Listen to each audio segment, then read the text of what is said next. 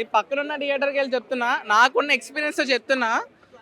So నేను ఎందుకు ఇలా చెప్తున్నాను, పర్లేదు కొన్ని ఓటీటీలో వచ్చినా కూడా చూడొచ్చు, ఎంత క్రేజీగా అంటే అంత క్రేజీ ఉండకపోవచ్చు అనుకుంటారు. బట్ నా క్లారిటీతో చెప్తున్నా, ఒక్కొక్క సీన్స్ మామూలుగా లేదు. మళ్ళీ ఎవరైనా పుడతాడా ఏంటి ఇలాంటి సినిమాలు చూడడానికి? సో థియేటర్గా చూడండి గాయస్. సో సినిమా అదిరిపోయింది. నేను ఇట్లా చెప్తే మీకు కొన్ని కొన్ని స్టోరీస్ కూడా చెప్పేస్తానేమో, నాకు భయం వేస్తుంది. సో థియేటర్గా చూడండి. మీరే ఇన్స్టాగ్రామ్లో, ట్విట్టర్లో ఏది పడితే సోషల్ మీడియాలో పోస్ట్ చేశాను గాయస్, మీ ఇష్టం. అంటే ట్రోల్ మూవీలో చేసాను. యాక్షన్ సీన్స్ చాలా ఉన్నాయి కదా, మీకు బాగా నచ్చిన సీన్? బాగా నచ్చిందని సీన్ అంటే లాస్ట్లో ఆవిడ గన్ను తిప్పే సీన్ ఉంటుందండి, అది క్రేజీ. అండ్ వాళ్ళందరూ ఫ్యామిలీ ఒకేసారి కలుసుకొని అటాక్ చేద్దాం అనుకుంటారు.